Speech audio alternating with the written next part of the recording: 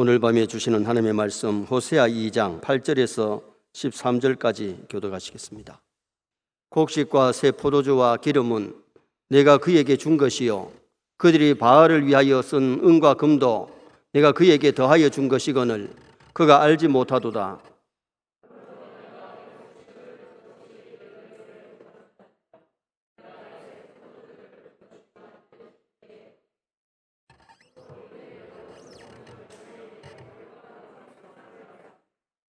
이제 내가 그 수치를 그 사랑하는 자의 눈앞에 드러내리니 그를 내 손에서 건져낼 사람이 없으리라.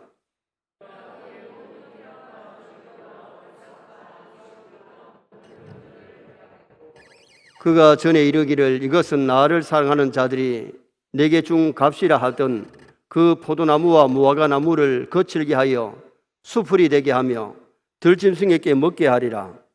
그가 귀고리와 폐물로 장식하고 그가 사랑하는 자를 따라가서 나를 잊어버리고 향을 살라 바알들을 섬긴 시일대로 내가 그에게 벌을 주리라. 여호와의 말씀이니라. 아멘. 한번 따라 하시겠습니다. 그를 내 손에서 건져낼 사람이 없으리라. 오늘 본문은 이스라엘이 하나님을 잊어버리고 우상을 섬길 때에 이스라엘의 죄악을 지적하면서 무서운 심판을 내릴 것을 예고하는 말씀입니다. 그래서 오늘 저녁에는 이스라엘에 대한 심판이란 제목으로 본문을 상고하려고 합니다. 하나님은 사랑의 하나님이시자 공의의 하나님이십니다. 공의의 하나님이시자 사랑의 하나님이심을 믿으시기 바랍니다. 하나님이 사랑의 하나님이시기 때문에 믿음으로 살고 말씀대로 사는 자에게는 하나님이 큰 은혜와 복을 주셨어요. 공의의 하나님이시기 때문에 하나님의 백성들이 범죄할 때는 징계하셨고 불신자들이 죄악을 범할 때는 하나님이 심판을 하셨어요. 아브라함이 말씀에 순종을 잘하고 믿음으로 사니까 가는 곳마다 하나님이 복을 주셨고 남들이 누리지 못하도록 막아주셨고 하나님께서 믿음의 부자, 물질의 부자 되게 하시고 그의 삶을 형통케 해주신 사건을 우리는 성경을 통해서 봅니다. 요셉이가 누구보다도 하나님 앞에 살고 믿음으로 사니까 팔려가는 것 같고 남의 집에 노예살이 머슴살이 누명을 덮어쓰고 감방에 들어갔지만 망하는 것 같고 안 되는 것 같은데 그 과정이 국무총리 되는 과정이었고 하나님이 만 30이 되자마자 스카우트에서 국무총리 삼으시고 세계를 이끌어가는 지도자, 세계를 살리는 지도자로 하나님이 높이 세워주셨습니다. 선의 성도들도 말씀대로 사시기 바랍니다. 믿음으로 사시기 바랍니다. 그러면 우리 선의 성도들 가는 길이 형통하게 되고 이 땅의 삶이 복이 되고 하늘나라에 가서 상 받는 아름다운 성도가 될 수 있어요. 우리가 잘 아는 다윗이 비록 나이는 어리지만은 누구보다도 하나님을 뜨겁게 사랑합니다. 하나님 앞에 기도하고 찬송하고 말씀에 순종하는 삶을 사니까 목동 다윗을 들어서 스카우트 해가지고 왕으로 세우셔서 30에 왕이 돼가지고 70세 세상 떠날 때까지 왕의 자리에서 이스라엘이 이끌어 나가는데 이스라엘 나라의 판도가 넓어지고 다윗 때문에 이스라엘 나라가 복을 받는 그런 놀라운 역사가 일어나게 되었잖아요. 그러나 하나님은 공의의 하나님이시기 때문에 손수 직접 만드신 아담 하와라도 에덴 동산에 행복하게 살도록 먹을 것, 마실 것, 입을 것 걱정 없도록 그렇게 만들어 주셨지만은 마귀 말 듣고 선악과를 따먹었을 때에 에덴 동산에서 추방했습니다. 범죄했기 때문에 고생하며 살게 되었고 결국은 죽어야 되는 그런 결과를 초래할 수밖에 없었어요. 하나님은 사랑의 하나님만 아니고 공의의 하나님도 되시고 공의의 하나님만 되시는 것이 아니라 사랑의 하나님이 되심을 믿으시기 바랍니다. 노아 시대에 제약이 간영하니까 물로 청소해버릴 때도 믿음으로 사는 노아는 방주를 짓게 만들고 그 가족을 방주에서 구원시키시고 새 조상을 삼아주셨어요. 죄 짓는 사람들은 심판으로 멸망해버렸지만은 의인 믿음으로 사는 가정은 구원해 주신 사건이 나타나고 있고요. 소돔 고모라 성이 죄악이 간영할 때에 불로 태워버리고 청소할 때에도 의인 롯과 두 딸을 구원해 주시고 멸망시킨 것을 보게 됩니다. 하나님께서 주신 삶의 풍성한 선물들을 지약으로 악용하면 안 돼요. 여러분, 하나님 주신 시간이나 물질이나 재능, 건강을 죄 짓는 데 쓰지 말고 하나님 영광 위해서 바르게 사용하시기 바랍니다. 호세아를 통해서 설교하신 내용이 뭐냐? 하나님이 주신 부를 악용하고 있는 이스라엘 백성들 하나님이 심판하시겠다. 그 메시지가 오늘 본문의 내용입니다. 그러면 이스라엘이 우상성인 죄값의 심판이 무엇이었느냐? 첫째는 주셨던 것을 도로 찾으시겠다.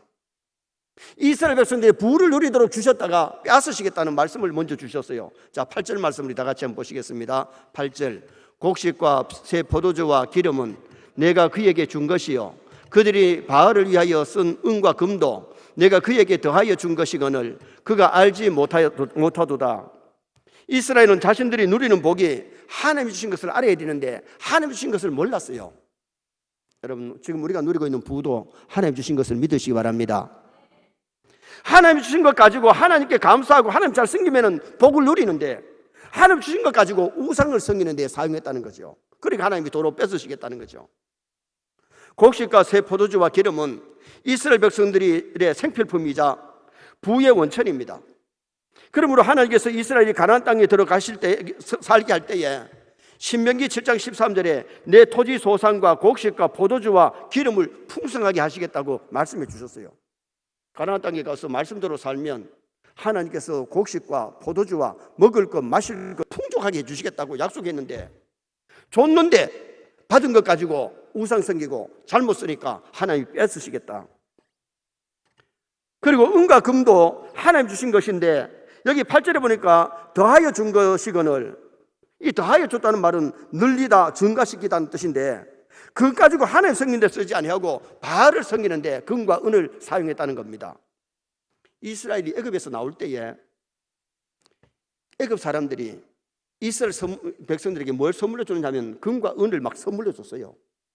금을 가지고 은을 가지고 나왔는데 그들이 먼저 어디 썼느냐?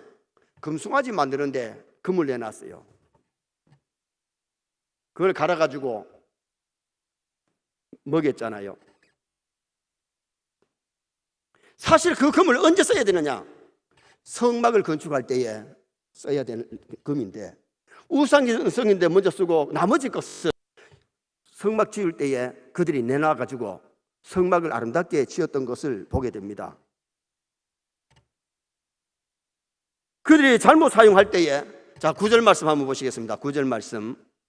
그러므로 내가 내 곡식을 그것이 익을 계절에 도로 찾으며 내가 새 포도주를 그것이 맛들 시기에 도로 찾으며 또 그들의 벌거벗은 몸을 가릴 내 양털과 내 삶을 빼앗으리라.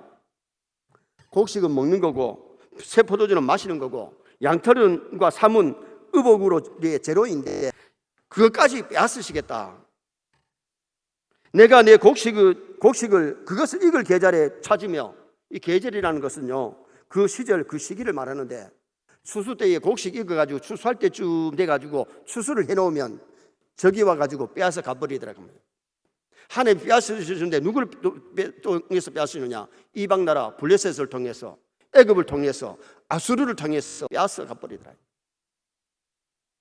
우리가 알아야 될 건 뭐냐? 우리가 하나님이 누리게 하셔야 누리게 됩니다. 바르게 쓰면 누리게 하시지만은 잘못 사용할 때에 줬다가도 뺏어버리겠다고 오늘 본문에서 말씀해 주고 있잖아요. 농사를 실컷 지어놨는데 곡식 익어가지고 타작할 때에 빼앗기면 헛수고만 하는 거잖아요. 사사기 6장에 보면 기드온이 사서로 부름받기 전에 밀타작을 하는데 어디서 타작하고 있느냐? 포도주 틀에서 타작하고 있어요. 마당에서 넓은 데서 밀타작을 해야 될 텐데 좁은 포도주 틀에서 타작하는 것은 왜 거기서 타작하느냐? 들키면 블레셋 사람들이 와서 빼앗아가고 남의 나라 사람들이 빼앗아가니까 남 모르게 지금 좁은 공간에서 타작을 하고 있는 거예요. 왜 이스라엘 백성들이 이 모양이 되느냐? 하나님이 약속의 땅, 젖과 꿀이 흐르는 땅에 가서 복을 누리고 살도록 인도해 주셨고 복을 주셨는데 그들이 우상 섬기고 그들이 하나님을 잘못 섬길 때에 빼앗으시겠다고 하시는 메시지 아닙니까? 여러분, 세계적으로 역사를 보면 어느 나라든지 복음이 들어가서 전성기를 이루었을 때에 그 나라가 가장 물질적으로도 부유했습니다. 영적으로 부유할 때에 물질적으로 부유하게 하셨고 먹고 마시는 것을 풍요롭게 해주신 하나님을 우리는 볼 수 있습니다. 그런데 하나님의 백성들이 말씀대로 안 살 때에 환경이 어려움을 당하고 먹을 것, 마실 것, 입을 것이 없어졌어요. 엘리야 시대 때도 보세요.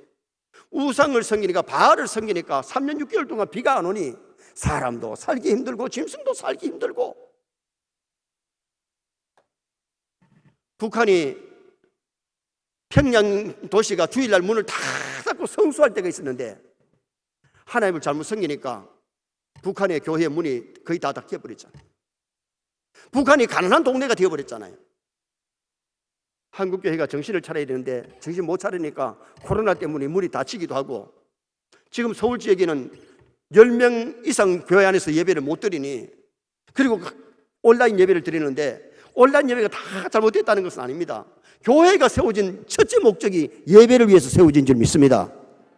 교회가 교회 구실을 바르게 못하면 다칠 수가 있다는 겁니다. 하나님은 주셨다가도, 좋은 환경을 주셨다가도 하나님을 섬기지 않고 우상을 섬기고 잘못 사용되어질 때에 빼앗으시겠다고 오늘 하나님이 그렇게 말씀하셨어요. 우리가 하나님 잘 섬기면 먹을 것, 마실 것, 입을 것을 넘치게 풍요롭게 해주시는 하나님을 믿으시기 바랍니다. 두 번째로 이스라엘에 대한 심판은 이스라엘의 수치를 드러내게 하시겠다고 말씀했습니다. 자, 10절 말씀 또 다 같이 한번 읽으시겠습니다. 10절 말씀. 이제 내가 그 수치를 그 살아나는 자의 눈앞에 드러내리니 그를 내 손에서 건져낼 사람이 없으리라. 수치란 말은 추잡함이란 뜻인데 이스라엘 영적 음란을 드러내겠다는 겁니다. 사람들이 남의 남자, 남의 여자 놀아날 때는 좋을지 몰라도 신랑이나 마누라에게, 사람들에게 들켜가지고 드러날 때는 수치스럽고 부끄럽습니다. 하나님을 잘 섬겨야 될 하나님의 백성들이 바로 살면 하나님이 풍요롭게 해주시고 그들에게 영광을 주시겠는데, 하나님을 떠나서 우상 섬기니까 그 음란의, 영적 음란의 수치를 그들에게 주겠다고 그렇게 말씀하시는 메시지예요. 요한복음 8장에 보면 가늠하다 현장에 잡힌 여인이 사람들이 손을 돌을 들고 끌고 올 때 막 벌벌벌 돌에 맞아 죽을까 봐 벌벌 떨고 있잖아요. 죄 없는 자가 돌로 쳐라 해서 다 양심의 가책받고 가버렸을 때에 주님께서 나도 너를 정죄치 아니하노니 가서 다시는 죄를 짓지 말라. 그 여자가 죽을 고비를 겪고 그런 수치를 당하고 또다시 간음하면 맞아 죽어야 쌉니다. 죄를 지으면 수치심, 부끄러움이 옵니다. 더구나 하나님을 떠나서 우상 섬긴 죄악에게 하나님께서 심판하실 때에 이스라엘 백성들이지만은 수치를 당하고 부끄러움을 당하겠다. 그것을 여기 본문에서 말씀하고 있는 거죠. 우리는 영적으로도 가늠하지 마시고 육적으로 가늠하지 말고 성결하게 살아갈 수 있기를 주님의 이름으로 부탁합니다. 오늘 본문에 이스라엘 백성들의 수치를 드러내겠다, 하나님의 징계로부터 건져낼 사람이 없다고 말씀합니다. 하나님 주신 복을 받았음에도 불구하고 하나님을 위해서 살지 않을 때에 그들에게 얼굴에 수치가 온다. 정말 우리가 믿음으로 말씀대로 살면요, 하나님 우리를 높이 들어서 귀하게 쓰시면 존경받을 줄 믿습니다. 영광을 얻게 될 줄 믿습니다. 사무엘을 보세요. 사무엘이 자라가지고 사사여 선자의 제사장 한 사람이 삼역을 하는데 이스라엘 백성들이 존경하는, 하나님이 높이 들어 쓰는 그런 아름다운 일꾼이 됐잖아요. 그러나 엘리의 가정은 제사장의 직분을 줬지만은 제사장 노릇을 잘못하니까 아들 홈리 비누아스가 전쟁터에 나가지고 벗개는 빼앗기고 아주 비참하게 피를 흘리면서 전쟁에서 전사하고, 비보를 들었던 엘리가 넘어지면서 목이 부러져서 죽고, 비누아스 아내가 말에서 아기를 놓으면서 아들 이름을 이가보, 하나님의 영광이 이스라엘에서 떠났다. 이스라엘 민족이 살고 우리 가정이 살 수 있는 비결은 하나님의 영광 회복해야 된다. 그 뜻으로 이가봇이라고 이름을 지어놓고 세상을 떠났어요. 우리가 하나님을 높이면 하나님 우리를 높여주십니다. 우리가 하나님을 경림히 여기면, 업신여기면 하나님 우리를 업신여기십니다. 그래서 사무엘상 2장 30절에 나를 존중히 여기는 자를 내가 존중히 여기고 나를 경멸히 여기는 자를 내가 멸시하리라, 경멸하리라. 우리가 기억하셔야 됩니다. 우리 남은 여생이 몇 년 될지 모르지만은 정말 하나님의 영광 나타내고 하나님의 영광 위에서 살아가는 나와 여러분 되시기 바랍니다. 세 번째로 이스라엘에 대한 심판이 뭐였냐? 희락과 절기와 월삭을 피하시겠다고 말씀했습니다. 희락과 절기와 월삭. 자, 11절 말씀 또 다 같이 보시겠습니다. 11절 말씀. 내가 그의 모든 희락과 절기와 월삭과 안식일과 모든 명제를 폐하겠고, 여기 모든 희락이란 말은 이스라엘이 누리고 있는 전체적인 기쁨과 즐거움을 하나님이 피하시겠다. 절기는 이스라엘 종교적인 행사잖아요. 유월절, 오순절, 장막절. 이 절기는 이스라엘 백성들이 축제입니다. 하나님이 함께 해주시고 지켜주신 게 감사해서 유월절을 지키고 장막절을 지키고 오순절을 지키는데, 그것을 하나님이 폐하시겠다. 또한 모든 명절, 절기를 포함한 월삭과 안식일을, 축제일을 지켜야 되는데, 이런 날을 이스라엘 앞에서 그들에게 즐거워해야 될 날에, 감사해야 될 날에 형식적으로 유월절을 지키고 오순절을 지키고 장막절을 지키니까 절기도 피하고 모든 명절을 피하시겠다. 왜 이렇게 피하시느냐? 이스라엘이 하나님을 사랑하는 마음이 없어졌어요. 이게 문제예요. 유월절을 지키는데 하나님 사랑하는 마음이 없어. 안식일을 지키는데 하나님 사랑하는 마음이 없어. 제사를 드리는데 형식적이. 말라기 1장에 보면 제사장들이 제사를 드리긴 하는데 형식적이니까 훔친 것 가지고 백성들이 제사를 드려요. 훔친 것, 도둑질한 거, 저는 거, 병든 것 가지고 제사를 드려요. 안 드릴 수는 없고 드리기는 드려야 되는데 그냥 형식적으로 제사를 드리니, 말라기 1장에 뭐라고 말씀하느냐? 누가 성전문을 닫아 걸었으면 좋겠도다. 누가 성전문을 닫아 걸었으면 좋겠도다. 이사야 1장에서는 너희들이 형식적으로 예배를 드리고 제사를 드리니 내 마당만 밟을 뿐이다. 너 헛고생한다. 내가 너희 제사 기뻐 안 한다. 여러분, 우리가 교회에 와서 예배가 즐거워야 됩니다. 정말 하나님을 사랑함으로 하나님께 드려지는 예배가 되어야 될 줄 믿습니다. 신령과 진정으로 예배자를 찾고 계시지 형식적인 예배를 하나님이 찾고 안 계세요. 우리가 코로나 때문에 가정에서 예배를 드릴지라도 정말 마음을 가다듬어서 참되게 말씀에 귀를 기울이고 찬양을 드리고 기도를 했다면 하나님 받으시겠지만은, 교회에 나와 앉아 있어도 이것이 내 몸만 와 있고 딴 생각하고 마음은 딴 데 있다면 하나님이 그 예배를 받으시겠느냐? 그래서 이사야 성경에서 형식적으로 드리는 예배, 내 마당만 밟을 뿐이라고 그렇게 말씀하시고, 하나님 어떻게 합니까? 성전 불타고 이스라엘 백성들이 바벨론에 포로되어 갑니다. 포로에서 돌아와서 제2의 성전을 지어놓고 그들이 참 감사하면서 울었는데, 노인들 중에는 첫 번째 성전하고 두 번째 성전이 너무 차이가 나니까 울었고, 성전이 없다가 성전이 생겼으니 젊은 사람들 좋아서 울고 그랬는데, 그 성전도 말라기 1장에 가면 형식적으로 그렇게 제사드리니 성전문을 닫아 걸었으면 좋겠다고 했던 그 하나님이 제2 성전도 불타고 오랫동안 성전 없이 삽니다. 제3 성전이 헤롯 46년 동안 지은 성전이잖아요. 알아야 돼요. 우리가 폼만 재면 하나님 기뻐하는 게 아니에요. 교회와 가정에서 예배 드리기만 하면 하나님 다 받으시는 게 아니에요. 가인의 예배가는 하나님 안 받았어요. 정말 우리가 예배 시간에 정말 예배를 드리고 싶었어. 찬송하고 싶었어. 기도 드리고 싶었어. 은혜 받고 싶었어. 그런 간절한 사모하심이 있어야 돼요. 우리가 두세 주 교회에서 조금 예배를 못 드려도 얼마나 그때 답답했나요? 그래도 이만큼 이래라도 나와서 하나님께 예배하는 것이 우리에게는 복이 아닙니까? 월삭은 매월 첫 달 첫날 드리는 월삭 예배인데, 그 제사도 어떻게 보면 이스라엘 백성은 형식적이었다는 거예요. 한 달을 보내고 한 달의 첫날에 정말 하나님 앞에 예배 드리는 그 예배가 월삭인데, 그것마저도 폐하시겠다. 안식일, 쉼에서 하나님 섬기는 날이 복인데, 오늘 다시 말하면 신약의 주일이 우리는 즐거운 날 때여야 돼요. 즐겁게 주일을 지키고 쉬게 하신 것이 감사하고 예배 드린 것이 감사하고 주일 하는 것이 감사해서 이 주일을 보낸다면 하나님 참 기뻐하시겠지요.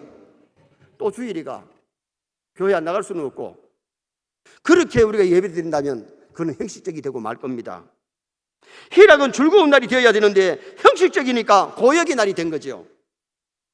피한다는 말은 하나님이 빼앗으시겠다는 말씀인데, 없애겠다는 말씀인데, 이스라엘 백성들이 오랫동안 바벨론 포로 중에서 그들이 유월절을 제대로 지켰습니까? 오순절을 제대로 지켰습니까? 초막절을 제대로 지켰습니까? 정말 우리는 예배 한 시간이 얼마나 중요한 것을 알고 예배 잘 드릴 뿐만 아니라 정말 희락과 절기와 월삭을 정말 하나님 앞에 드릴 수 있는 나와 여러분 되시기를 축원합니다. 마지막 세 번째로 이스라엘 대한 심판은, 마지막 네 번째로 심판은 지약을 행한 대로 벌을 주겠다고 말씀하셨어요.